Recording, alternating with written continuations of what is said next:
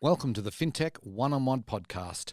This is Peter Renton, chairman and co-founder of Fintech Nexus. I've been doing these shows since 2013, which makes this the longest running one-on-one interview show in all of fintech. Thank you for joining me on this journey. If you like this podcast, you should check out our sister shows, Pitch It, the Fintech Startups podcast with Todd Anderson, and Fintech Coffee Break with Isabel Castro. Or you can listen to everything we produce by subscribing to the Fintech Nexus podcast channel. Welcome to the podcast, Edward. Yeah, thanks for having me. My pleasure. So let's kick it off by giving the listeners a little bit of background about yourself. You've had some interesting stops in your career. Why don't you give us some of the highlights? Yeah, so moved to the US for grad school. Then stayed, founded my first business that was regulated by the CFTC. So I've started and was always stayed in the regulated fintech space, and then founded Zero Hash in 2017. Okay, and so tell us about that, the founding story. What was it? I mean, we obviously had the first bull run of crypto, or maybe not the very first, but the first one that got big attention in the broader media. Anyway, what was the founding story? What did you see that really needed to be solved? Yeah, so started the business in 2017. I mean, drawn to the crypto space in part because a lot of people were self-selecting out of crypto. It's amazing to see how quickly the space has evolved to be something a little bit more mainstream. Mm-hmm. But really had got involved with crypto when I was doing my grad studies at MIT. Big, obviously, Bitcoin community there. And realized based on my first business, that was a regulated business, that we were 10 years too early on our first business. But it took us 2 years to figure out that we were 10 years too early. And so became really, really passionate about infrastructure as a service effectively. And that's really what led to Zero Hash, which is, the older axiom in startups is fail fast. Well, in a regulated business, it's really hard to fail fast. One, because the fixed costs are so high. Two, you need to get to the start line. And so that's really how Zero Hash was born, was out of the first business and kind of those own experiences that I had. Interesting. So then you said your first business, maybe you could just describe it a little bit for us, because you said it was regulated by the CFTC, and obviously the CFTC, like officially today, as we're recording this in mid to late February, that Bitcoin and Ethereum seem to be a commodity. Let's see what happens there. But tell us a little bit about your first business and how you were, like, what was sort of the regulatory kind of, how it kind of interacted with the regulators. Yeah, absolutely. So we launched a derivatives platform for emerging agricultural markets. So in the United States, effectively, commodities fit within the purview of the CFTC if they are a derivative contract, right? So spot contracts are commodities, but they are not necessarily regulated by the CFTC. That's why crypto, Bitcoin, the futures trade on the CME is regulated by the CFTC, but we, for example, as a spot platform and our clients are not regulated by the CFTC. So the first business was an alternative market for alternative commodities, and it was derivative contracts, hence why it fell within the purview of the CFTC. Obviously, good experience. We built out the infrastructure. We were able to sell the regulatory infrastructure as well. But learned some good lessons. And again, like I said, made me really passionate about this infrastructure as a service, and ultimately led to Zero Hash, and we call that crypto as a service. Right. So maybe just tell us a little bit about that core offering then. What, how do you describe it, and kind of who are you selling to? Yeah, so we take the view that crypto is a technology, not an asset class. And so in theory, our total addressable market is, in theory, any business with consumers. To give you one use case, for example, we power one of the largest brokerage firms in the United States, for example, Tastyworks. And we let their clients buy, sell, hold, send, receive crypto as a tradable asset, right? So traders. We also power groups such as Stripe. So there, the use case is effectively leveraging crypto as a payment mechanism and effectively powering Stripe's on-ramp and off-ramp. And the broader thesis there is that as businesses become more Web3 enabled, whereby ownership exists on the internet, crypto, which underpins that, you need these payment mechanisms, these payment rails. So we, for example, offer payment rails.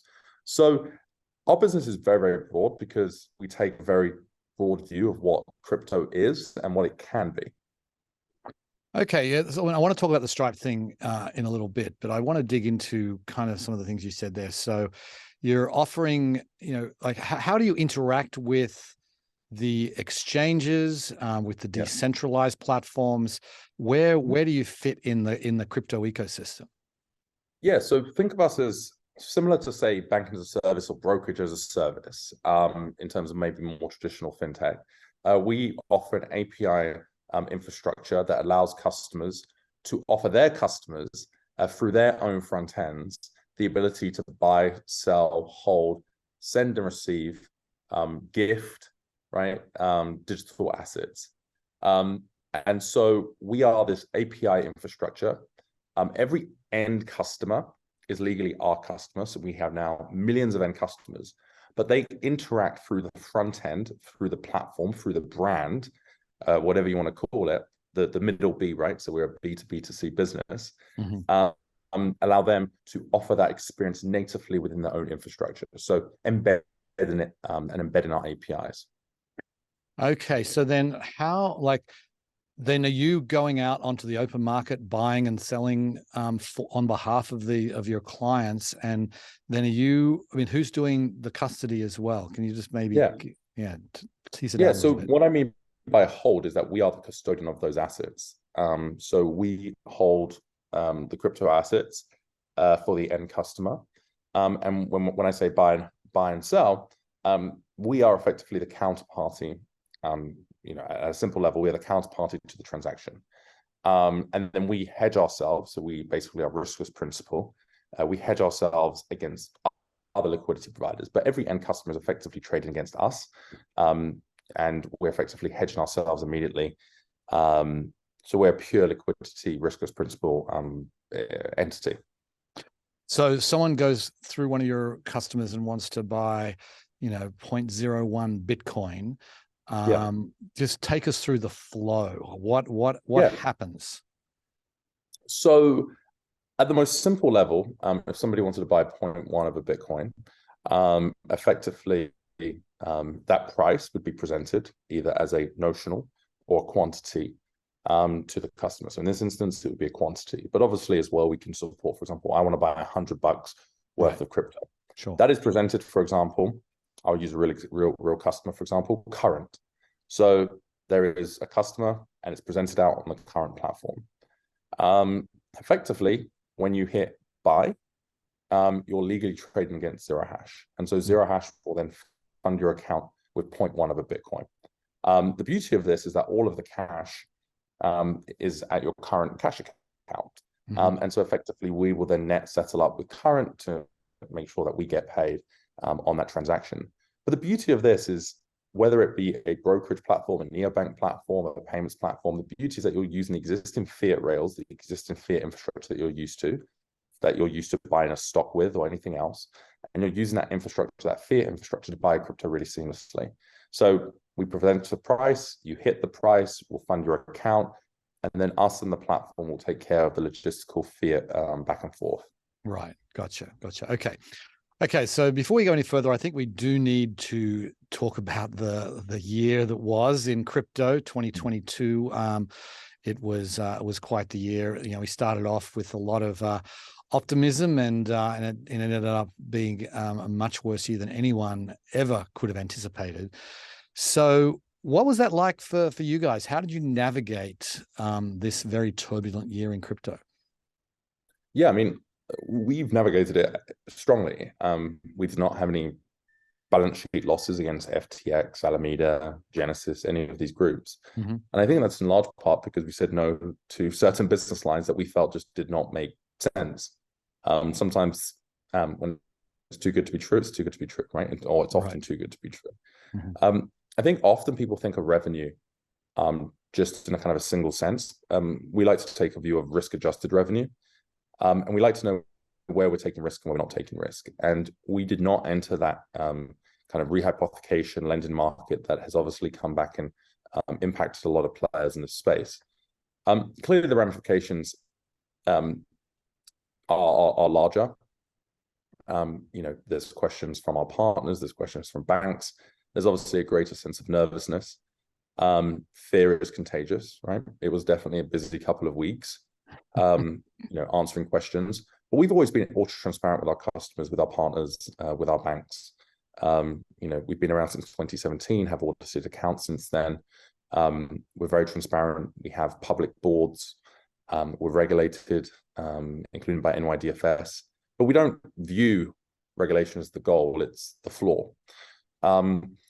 And so a lot of what happened was just flagrant fraud, flagrant stupidity, right. And just people not doing things the right way. And so we were set up in a pretty good sense. We'd said no to a lot of business that we felt just did not make sense. And, 2022 was the year that shook. 2021 was the year that all looked very, very attractive, right? And so sitting here and saying no to that stuff is sometimes difficult. Well, I imagine that. That's what I was about to ask you, because, when Bitcoin's getting up to past $60,000 and everyone's jumping in on the bandwagon, and it just looks like, it's like sort of real estate in the mid 2000s. It's like it just keeps going up and everyone's getting in on it. I imagine that you had some use cases with people saying, you guys are idiots. You should be taking advantage of all of the other parts of crypto that the FTX and BlockFi and Genesis and what have you have been taking advantage of. What was that like? I mean, look, it's not like we turned around and said, "Told you so." It wasn't good for the space, right? This wasn't something that we wanted or wished for. But fundamentally, we take a really long view on crypto. We are here for the long term. We're not here for the short term. And so when you take that long-term approach and say, fundamentally, what is important to the space? And if you take that long-term approach, it actually is much easier. But yeah, sure. I mean, look, people flip, investors flip. Investors are tending to spend more money. And then, 6 weeks later, they're saying spend less money, right? I think, honestly, I've spent my entire career in frothy industries. Right. And it makes it much easier because I literally see my responsibility, my role is to narrow the emotional bound. So when things in 2021 became very, very frothy, it's to kind of narrow that and temper that. When things have become fearful, it's to temper that as well. And it's not that you don't react, you don't kind of temper the sail, so to speak, but you're not trying to tack left, right, and center, or put your foot on the accelerator, foot on your brake. And I think that's what leads to a good long-term business. We were, built profitable business in 2021. Having a large amount of cash on balance sheet definitely helps. We did our Series C and Series D in 2022. So it allows you to take this long-term view on things. But I just think it's a fundamental kind of intrinsic way of what are we building here? Like, we want to add value, which means looking for the long term. And how do we want to build this business? And it's basically building on a long-term sustainable business versus kind of this accelerate break mentality. A lot of VCs and a lot of VC-backed companies have been guilty of. Right. Yeah, that makes sense. So then, as you look ahead now, and obviously the FTX debacle is still playing out, and it's going to play out over months and years. But the reality is that the crypto industry has lost the trust of mainstream financial institutions. Not completely, but there's certainly people aren't as eager and as willing to kind of jump into crypto as they were 2021 and early 2022. What do you think the crypto industry, and this is a bigger question than obviously about zero hash, what does the crypto industry need to do to regain the trust that it once had?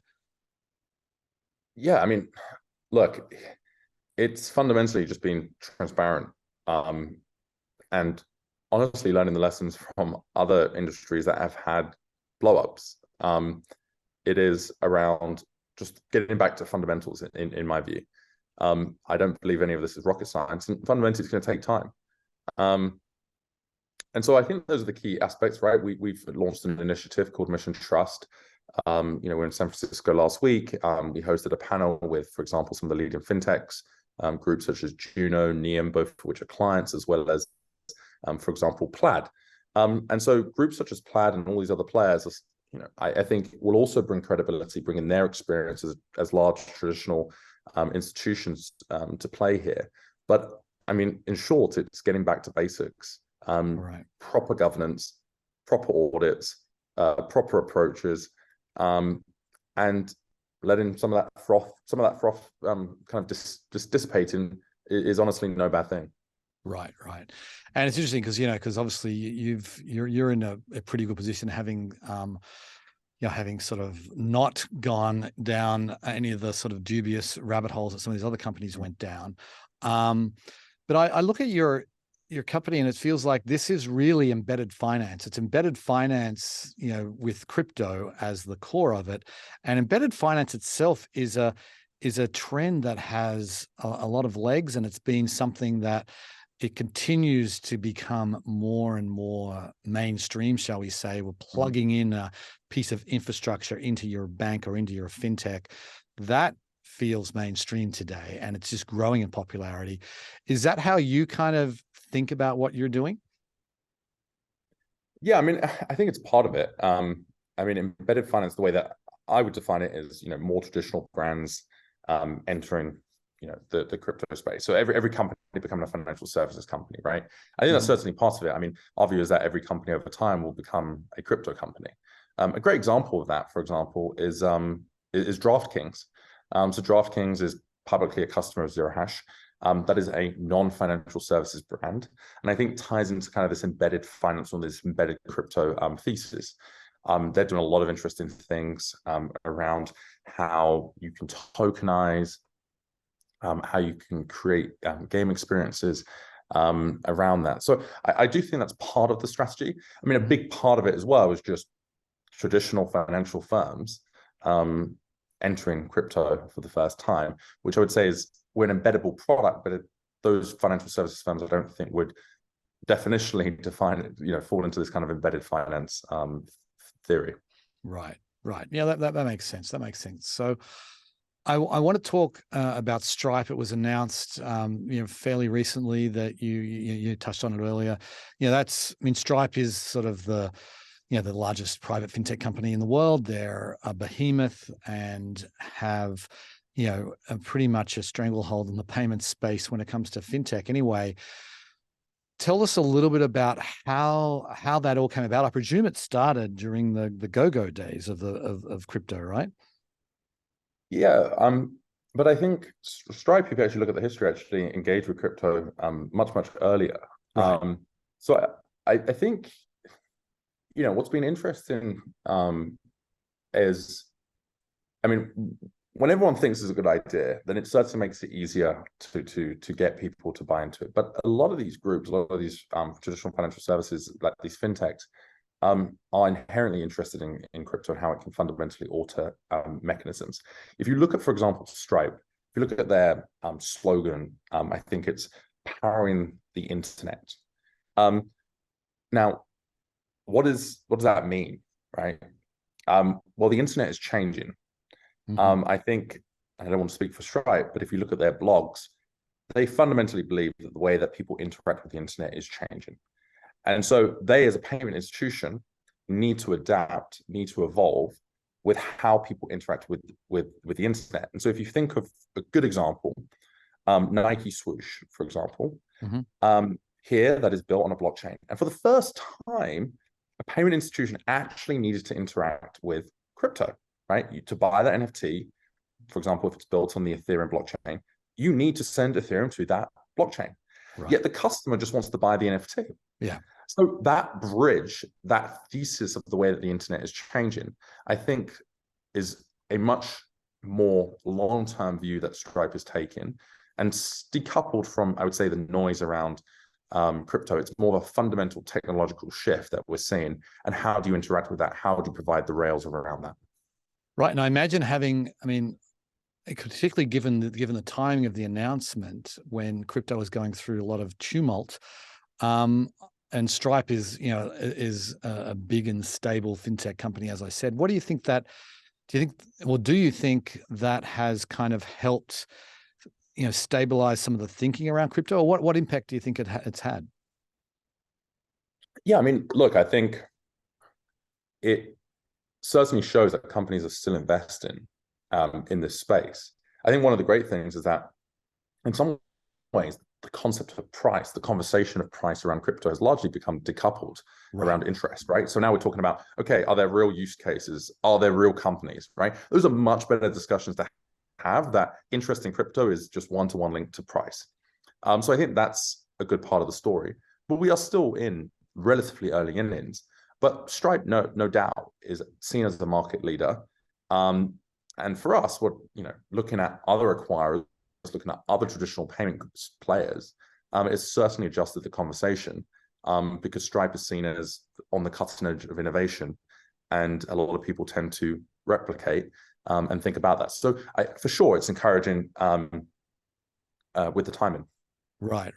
So I want to talk about Web3 and decentralized finance in general. You know, because you talk about, like, the Nike example is a great example because it's an NFT that sits on the blockchain that is decentralized, but it's coming through a centralized company. Like, I think no one would confuse Nike with being anything but a traditional firm. How do you think I presume you call that, is Nike a Web 2 company? I don't know, but certainly, you know, Stripe, I would say, is a Web 2 company. A lot of the tech companies out there we sort of put into Web 2. How is Web 3 going to transform these Web 2 type companies? Yeah, so I think when often people talk about Web 2 and Web 3 as if they're these binary things, right? I mean, they're actually accretive, right? So if you look at the definition of Web 3, it means that effectively you can read, write, right, which is Web 2 plus own. And so it's Web 1, Web 2, Web 3. They are building on top of each other. It's not completely undercutting what the other one is. Right. And so Web 2 companies will also be Web 3 companies. We like to subscribe to Moore's law that the adoption will be significantly quicker than the adoption of companies as Web 1 companies to Web 2 companies. So we're incredibly bullish about this. In terms of how it will transform businesses, it's going to change the way that customers interact with brands. It's going to change the way that customers think about ownership. And I think the use cases are broad, ranging from obviously gaming, which obviously exists, and has obviously existed without a blockchain, to, for example, consumer brands. But we're still very much in the early innings around that. But if you look at the brands actually entering the Web3 space or actually having Web3 initiatives, I mean, these are the largest brands in the world. I mean, you look at some of the announcements that MoonPay has made, and MoonPay is also a customer of Zero Hash. You're looking at, for example, Universal Studios. You're looking at these major organizations. You're looking at Disney. You're looking at Nike. You're looking at fashion brands. It's pretty incredible. And then obviously, I think when you start thinking about music royalties, there's a lot that's being done around there. So this technology isn't the silver bullet for absolutely every single business out there. But I think the use cases are starting to materialize really, really quickly. And our role is to serve as infrastructure for that. Right. So then let's talk about payments for a second, because obviously Stripe are getting into this from a payments angle. And when crypto and Bitcoin first came on the scene, a lot of it was talked about as a payments mechanism that hasn't really come to pass for the mainstream anyway. Do you think that is in crypto's future, that it will become a mainstream payment mechanism? And what will it take if that is the case? Yeah, so my view is that it will be part of the payments infrastructure. It's not going to be the entirety of the payments infrastructure. And I think it really depends, right? We tend to talk in broad strokes, but just kind of tangible examples, right? We've spoken about Web3 businesses. For the first time, if you wanted to interact with a smart contract as a payment mechanism, you need to actually own crypto. So that's one example of crypto as a payment mechanism, as a means of transfer in order to buy a good. If you look at, for example, what I think is really interesting is remittance businesses. I think that's pretty interesting. But when you talk to some of the largest players in the world in traditional finance, what really excites them about blockchains is they call it sometimes the network of networks. So obviously there's a huge amount of work that's been done in the United States and in other places around the world, in particular, for example, Brazil, which has really led the way with PIX around real-time payments. Yep. But how do you get one real-time payment system to talk to another real-time payment system? Obviously, Australia, your original homeland, has a really awesome real-time payment mechanism. So does the UK. Has had for a long time, actually. Exactly. And so how do you get these two systems, these multiple systems, to talk? And I think that's another use case around the blockchain. So again, people still use cash, people still use debit, people still use ACH, and they'll still use real-time payments. It's not that these things will replace one another. I think it's going to be part of the ecosystem. And when there's real use cases, such as this kind of network of networks, transfer in value, cross-border, those are really interesting use cases.